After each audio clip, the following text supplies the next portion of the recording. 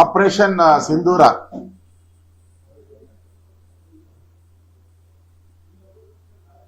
ಈ ದಾಳಿಗೆ ಭಾರತ ಹೆಸರನ್ನ ಕೊಟ್ಟಿದೆ. ಸುಮಾರು 25ಕ್ಕೂ ಹೆಚ್ಚು ಜನ ತಮ್ಮ ಕುಂಕುಮವನ್ನ ಕಳ್ಕೊಂಡ್ರು. ಅದಕ್ಕೆ ಪ್ರತೀಕಾರವಾಗಿ ಯಾರು ಈ ದಾಳಿಯಲ್ಲಿ ತೀರ್ಕೊಂಡ್ರು ಅವರ ಕುಟುಂಬದವರು ಇದಕ್ಕೆ ನಮ್ಗೆ ಯಾವುದೇ ರೀತಿ ಸಹಾಯ ಬೇಡ, ನಮಗೆ ನಮ್ಮ ಸಾವಿಗೆ ನ್ಯಾಯ ಕೊಡಿ ಅನ್ನೋ ಮಾತನ್ನ ಕೇಳಿದ್ರು. ಇವತ್ತು ನಮ್ಮ ಭಾರತದ ಸೈನಿಕರು, ಸನ್ಮಾನ್ಯ ನಮ್ಮ ಕೆಚ್ಚೆದೆಯ ಪ್ರಧಾನಿ ನರೇಂದ್ರ ಮೋದಿಯವರು ಉಗ್ರರ ತಾಣಗಳ ಬಗ್ಗೆ ದಾಳಿಯನ್ನ ಮಾಡೋ ಮುಖಾಂತರ ಪಾಕಿಸ್ತಾನಕ್ಕೆ ದೊಡ್ಡ ಆಘಾತವನ್ನ ಮಾಡಿದ್ದಾರೆ. ಅಂದ್ರೆ ಪಾಕಿಸ್ತಾನದಲ್ಲಿ ಹೋಗಿನೂ ಭಾರತ ಸ್ಟ್ರೈಕ್ ಮಾಡಬಹುದು ಅನ್ನೋದು ಎರಡನೇ ಬಾರಿ ತೋರಿಸಿದೆ. ಬಾಂಬೆಲ್ಲಾದಂತ ದಾಳಿ ತಾಜ್ 26/11 ಆ ದಾಳಿ ಆದಾಗೆ ನಾವು ಸರಿಯಾದಂತ ಪಾಠವನ್ನ ಅವತ್ತು ಪಾಕಿಸ್ತಾನಕ್ಕೆ ಕಲಿಸ್ಬಿಟ್ಟಿದ್ರೆ ಇವತ್ತು ಈ ತರದ ದಾಳಿಗಳು ಆಗ್ತಾನೆ ಇರಲಿಲ್ಲ. ಅವತ್ತು ಯಾಕೋ ಗೊತ್ತಿಲ್ಲ, ಮನಮೋಹನ್ ಸಿಂಗ್ ಅವ್ರು ಮಾತಾಡೋ ಸ್ಟೈಲೇ ನೋಡಿದೆ ಅವತ್ತು. ಇವತ್ತು ನಮ್ಮ ಕಾಂಗ್ರೆಸ್ಸಿನ ಸ್ನೇಹಿತರು ಗಾಂಧೀಜಿ ಫೋಟೋ ಹಾಕಿ ಶಾಂತಿ ಶಾಂತಿ ಶಾಂತಿ ಅಂತ ಹಾಕಿದ್ದಾರೆ. ಆಮೇಲೆ ಯಾರವ್ರನ್ನ ಮಖದ ಮೇಲೆ ಗೊತ್ತಿಲ್ಲ, ಏನ್ ಮಾಡಿದ್ರೋ ಗೊತ್ತಿಲ್ಲ, ಅದೇನೋ ಅದನ್ನು ಡಿಲೀಟ್ ಮಾಡ್ಬಿಟ್ಟಿದ್ದಾರೆ ಅಂತ ಸುದ್ದಿ ಈಗ. ಇನ್ನೊಂದ್ ಕಡೆ ಈ ಜಮೀರ್ ನಾನು ಬಾಂಬ್ಗಳನ್ನ ಕಟ್ಕೊಂಡು ಮೈಯೆಲ್ಲ ಬಾಂಬ್ಗಳನ್ನ ಕಟ್ಕೊಂಡು ಪಾಕಿಸ್ತಾನ ಕೂಡ ಹೋಗ್ತೀನಿ ಅಂತ ಹೇಳಿದ್ದಾರೆ. ಇಲ್ಲಿ ನೋಡಿದ್ರೆ ಕರ್ನಾಟಕ ಕಾಂಗ್ರೆಸ್ ಅವರು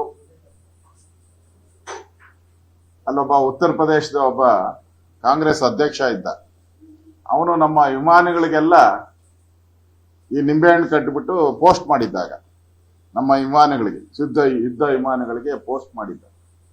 ಇಲ್ಲಿ ನೋಡಿದ್ರೆ ಜಮೀರ್ ಅಹಮದ್ ಬಾಂಬ್ಗಳನ್ನ ಕಟ್ಕೊಂತಾರೆ.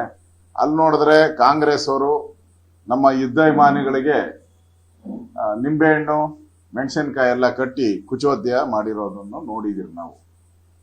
ಕಳೆದ ಬಾರಿ ಈ ತರ ದಾಳಿ ಆದಾಗ, ಪುಲ್ಗಾಮ್ ದಾಳಿ ಆದಾಗ ಕಾಂಗ್ರೆಸ್ ಅವರು ಹೇಳಿದ್ರು ಅಲ್ಲೊಂದು 5 ಮರ ಬಿದ್ದಿದೆ, ಒಂದು 4 ಕಿಟಕಿ ಬಿದ್ದಿದೆ, ಸಾಕ್ಷಿ ಕೊಡಿ ಅಂತ ಕೇಳಿದ್ರು. ಸರಿ ಘಟನೆ ಆದಾಗ, ಸರ್ಜಿಕಲ್ ಸ್ಟ್ರೈಕ್ ಆದಾಗ,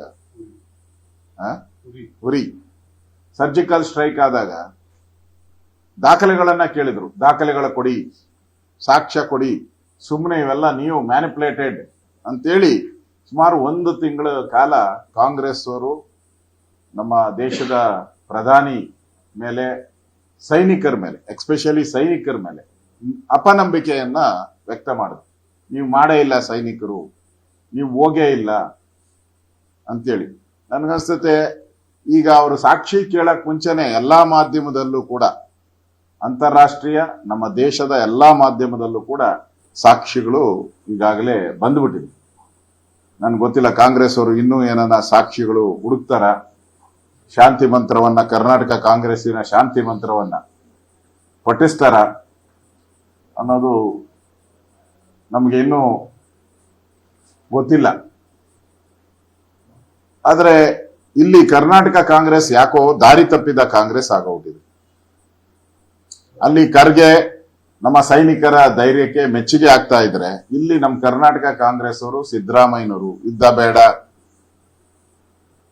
ಮತ್ತೆ ಶಾಂತಿ ಮಂತ್ರ, ಅವರ ಹೇಳಿಕೆ, ಅವರ ಡೈರೆಕ್ಷನ್ ಇಲ್ಲದೆ ಇಲ್ಲಿನ ಸೋಷಿಯಲ್ ಮೀಡಿಯಾ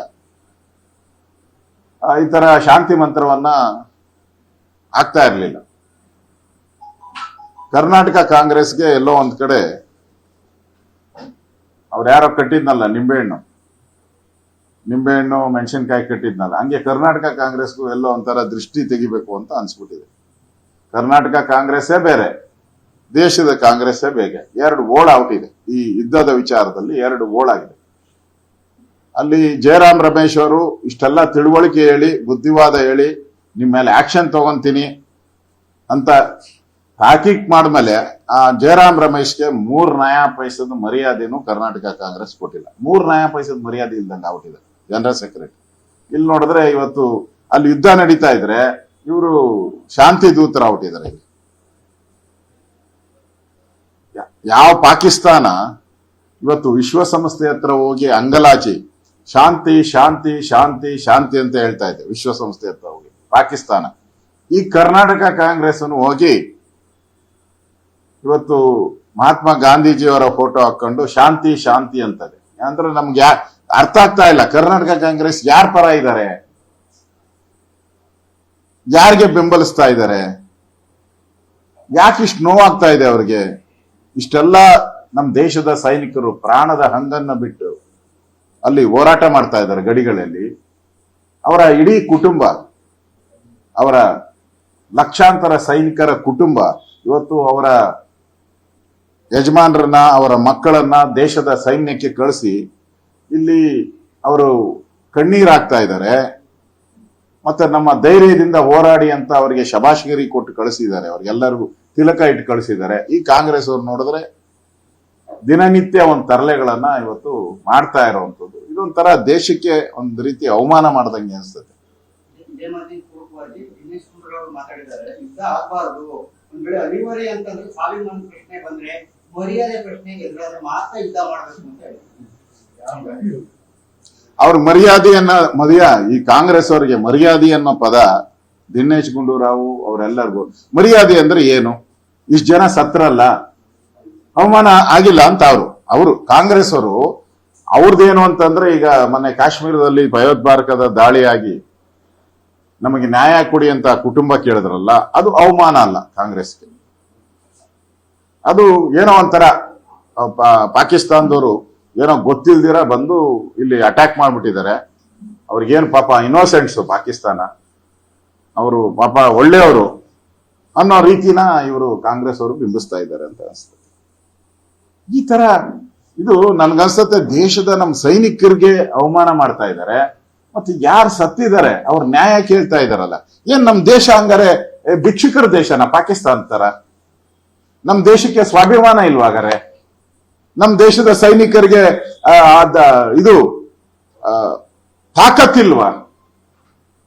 ಎಂತಂತವ್ರು ಶಿವಾಜಿ ಅಂತವ್ರು, ರಾಣಾ ಪ್ರತಾಪ್ ಸಿಂಗ್ ಅಂತ, ಭಗತ್ ಸಿಂಗ್ ಅಂತವ್ರು, ಚಂದ್ರಶೇಖರ್ ಆಜಾದ್ ಅಂತವ್ರು ಹುಟ್ಟಿದಂತ ದೇಶ ನಮ್ಮ ರಕ್ತದಲ್ಲಿ ಹರಿತಾ ಇದೆ ಅದೆಲ್ಲ.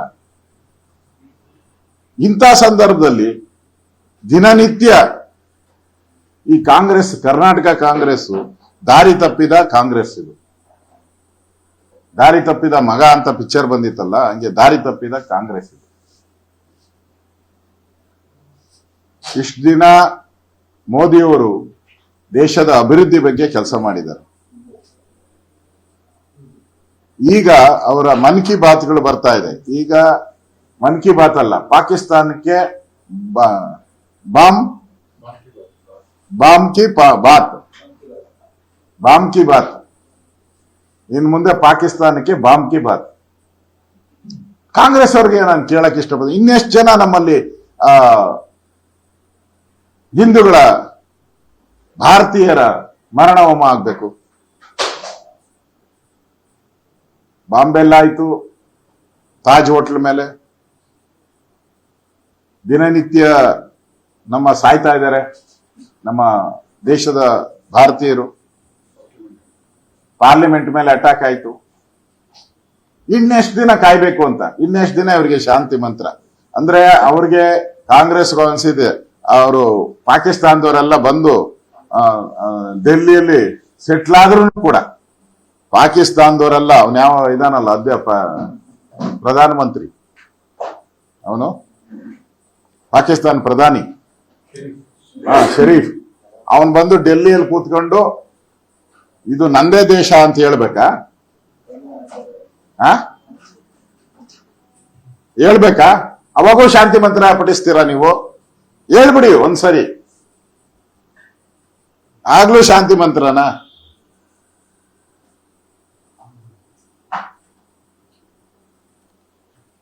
ಅಂದ್ರೆ ಕಾಂಗ್ರೆಸ್ ಅವರು, ಅವ್ರ ಮನಸ್ಥಿತಿನೇ ಪಾಕಿಸ್ತಾನ ಮೇಲೆ ಯುದ್ಧ ಆದ್ರೆ ನಮ್ಗೆ ಈ ಮುಸಲ್ಮಾನರ ಓಟ್ ಹೋಗ್ಬಿಡ್ತೈತೆ. ಅದು ಮೇನ್ ಅವ್ರದ್ದು ಮೇನ್ ಇಂಟೆನ್ಷನ್ ಅದೇ. ಅದಕ್ಕೋಸ್ಕರ ಇಲ್ಲಿರುವಂತ ಪಾಕಿಸ್ತಾನ ದೇಶದಲ್ಲಿರೋ ಎಲ್ಲಾ ಪಾಕಿಸ್ತಾನದವ್ರನ್ನ ಆಚೆ ಇಡ್ತಾ ಇದ್ರೆ ಇಲ್ಲಿರೋ ಸರ್ಕಾರ ಮೀನಾವೇಶ ಎಣಿಸ್ತಾ ಇದೆ ಕಳ್ಸಕ್ಕೆ, ಪಾಕಿಸ್ತಾನದವ್ರನ್ನ ಕಳ್ಸಕ್ಕೆ.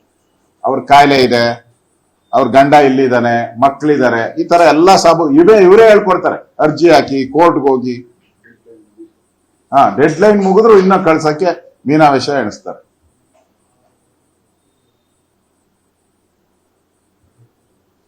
ಇವತ್ತು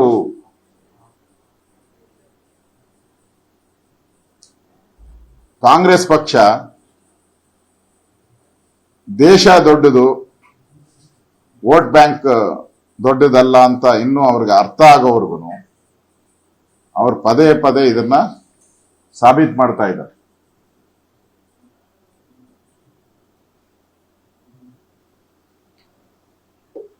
ಅಟ್ಲೀಸ್ಟ್ ಇವತ್ತಿನ ಕಾಂಗ್ರೆಸ್ಸಿನ ಟ್ವೀಟ್ ಅಲ್ಲಿ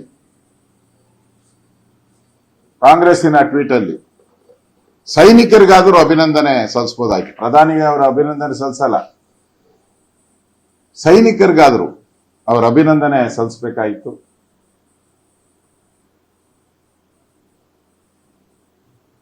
ಅದನ್ನು ಕೂಡ ಅವರು ಮಾಡದೇ ಇರುವಂತದ್ದು ಇವತ್ತು ನೋಡಿದ್ರೆ ನನ್ಗನ್ಸುತ್ತೆ ಕಾಂಗ್ರೆಸ್ ಅವರು ನಾನು ಕಾಂಗ್ರೆಸ್ಸಿನ ಮುಖ್ಯಮಂತ್ರಿಗೆ, ಕಾಂಗ್ರೆಸ್ಸಿನ ಅಧ್ಯಕ್ಷರಾದಂತಹ DK ಶಿವಕುಮಾರ್ ಅವರಿಗೆ ಎಲ್ಲಿವರೆಗೂ ಕಾಯಬೇಕು, ಶಾಂತಿ ಮಂತ್ರ ಎಲ್ಲಿವರೆಗೂ ಅನ್ನೋದನ್ನ ಒಂದು ಡೆಡ್ ಲೈನ್ ಕೊಟ್ಬಿಡ್ಬೇಕು ಅವರು. ಭಾರತದಲ್ಲಿ ಇವತ್ತು ಬಾಂಬೆಯಲ್ಲಿ 300ಕ್ಕೂ ಹೆಚ್ಚು ಜನ ಸತ್ತೋದ್ರು ಅವತ್ತು ಅಲ್ವಾ? ಪಾರ್ಲಿಮೆಂಟ್ ಮೇಲೆ ದಾಳಿ ಆಯ್ತು, ನಮ್ಮ ಭಾರತೀಯರು ಸೈನಿಕರು ಸತ್ತರು ಅವತ್ತು. ಈಗ ಕಾಶ್ಮೀರದಲ್ಲಿ ಆಯ್ತು, ಸುಮಾರು 25ಕ್ಕೂ ಹೆಚ್ಚು ಜನ ಸತ್ತೋದ್ರು. ನನಗೆ ಅನ್ಸೋದು ಕಾಂಗ್ರೆಸ್ ಅವರು ಎಲ್ಲಿವರೆಗೂ ಒಂದು 10 ಲಕ್ಷ ಜನ ಸತ್ತ ಮೇಲೆ ನೀವು ಯುದ್ಧ ಮಾಡಬೇಕು, ಇಲ್ಲ ಒಂದು 10 ಕೋಟಿ ಜನ ಸತ್ತ ಮೇಲೆ ಯುದ್ಧ ಮಾಡಬೇಕು, ಇಲ್ಲ ಭಾರತದಲ್ಲಿರೋರ್ನ ಎಲ್ಲಾರನ್ನೂ ಒಡೆದಾಕದ ಮೇಲೆ ಯುದ್ಧ ಮಾಡಬೇಕು. ಏನಾನ ಒಂದು ಡೆಡ್ ಲೈನ್ ಕೊಡ್ಬೇಕು ಇವರು. ನಮ್ ಶಾಂತಿ ಮಂತ್ರ ಇಷ್ಟು, ನಮ್ ಶಾಂತಿ ಮಂತ್ರ ಇದು, ನಮ್ ಡೆಡ್ ಲೈನ್. ಭಾರತದ ಮೇಲೆ ಅವರು ದಾಳಿ ಮಾಡಿ ಅಟ್ಲೀಸ್ಟ್ ಮಿನಿಮಮ್ ಒಂದು 50 ಕೋಟಿ 100 ಕೋಟಿ ಜನನ ಸಾಯಿಸಿದ ಮೇಲೆ ನೀವು ಯುದ್ಧ ಮಾಡಿ. ಅವಾಗ ಯುದ್ಧ ಮಾಡಕ್ಕೂ ಯಾವನು ಇರಲ್ಲ ನಮ್ಮಲ್ಲಿ, ಎಲ್ಲ ಸತ್ತ ಮೇಲೆ. ಏನ ಹಂಗಿದೆಯಾ ಮನ್ಸಲ್ಲಿ? ಏನಾದ್ರೂ ಒಂದು ನಿಮ್ ಶಾಂತಿ ಮಂತ್ರಕ್ಕೆ ಎಲ್ಲಾದ್ರೂ ಒಂದು ಕಡಿವಾಣ ಹೇಳ್ಬೇಕು. ಇಲ್ಲಿ ಒಂದ್ ಕಡೆ ಹೇಳೋದು ಯುದ್ಧ ಮಾಡ್ಬೇಕಂತೆ, ಅದ್ರ ಕೊನೆಯಲ್ಲಿ ಅಂತೆ, ಏನೋ ಕೊನೆ ಆಪ್ಷನ್ ಅಂತೆ. ಅಂದ್ರೆ ಎಲ್ಲ ಸತ್ತೋಗಿ ಯುದ್ಧ ಮಾಡ್ಬೇಕಾ? ಅವಾಗ ಇವ್ರ ಕೈಗೆ, ದಿನೇಶ್ ಗುಂಡೂರಾವ್ ಕೈಗೆ ನಾವು ಗನ್ ಕೊಡ್ಬೇಕು. ಆಮೇಲೆ ನಮ್ಮ ಜಮೀರ್ ಅಹಮದ್ ಕೈ ಬಾಂಬ್ಗಳು ಕಟ್ಬೇಕು ಅವ್ರಿಗೆ. ನನ್ಗಸ ಜಮೀರ್ ಅಹಮದ್ ಬಾಂಬ್ ಕಟ್ಕೊಂಡು ಹೋಗಲ್ಲ, ರಾಕೆಟ್ ಕಟ್ಕೊಂಡು ಹೋದ್ರು ಅವ್ರನ್ನೇನು ಮಾಡಲ್ಲ ಅಲ್ಲಿ. ಯಾಕಂದ್ರೆ ನಿಮ್ಗೂ ಗೊತ್ತಿದೆ, ಇಲ್ಲಿ ಕಾಶ್ಮೀರಲ್ಲಿ ಹೊಡೆದಾಗ ಅದ್ಯಾವುದೋ ನಿಮ್ಮ ಮಾಧ್ಯಮದವರು ಹೇಳ್ತಾ ಇದ್ರು, ಚಡ್ಡಿ ಒಳಗಡೆ ಧರ್ಮ ಹುಡುಕ್ತಾರಲ್ಲ ಪಾಪಿಗಳು ಅಂತ ಹೇಳ್ತಾ ಇದ್ರು ನಿಮ್ಮಲ್ಲಿ. ಹಂಗೆ ಜಮೀರ್ ಅಹಮದ್ನ ಹೊಡಿಯಕ್ ಸಾಧ್ಯನೇ ಇಲ್ಲ. ಹೆಂಗ್ ಹೊಡಿತಾರೆ? ಅಲ್ಲ, ಹೆಂಗ್ ಹೊಡಿತಾರೆ ಅಂದ್ರೆ, ಈಗ ಅವ್ರು ಬಾಂಬ್ ಕಟ್ಕೊಂಡು ನಮ್ಮ ಪಾಕಿಸ್ತಾನಕ್ಕೆ ಹೋಗ್ತೀನಿ ಅಂದ್ರೆ ಈ ಕಾಶ್ಮೀರದಲ್ಲೆಲ್ಲ ಹೊಡೆದ್ರಲ್ಲ, ಗೊತ್ತಿಲ್ಲ ನನಗೆ. ನೀವು ಬರ್ದಿರೋದು ಪ್ಯಾಂಟ್ ತೆಗೆದು ನೋಡ್ ಹೊಡೆದ್ರು ಅಂತ ಮಾಧ್ಯಮದಲ್ಲೆಲ್ಲ ಬಂತು. ಅದು ಅವ್ರಿಗೆ ಹೇಳ್ಬೇಕು, ನನ್ ಕೇಳಿದ್ರು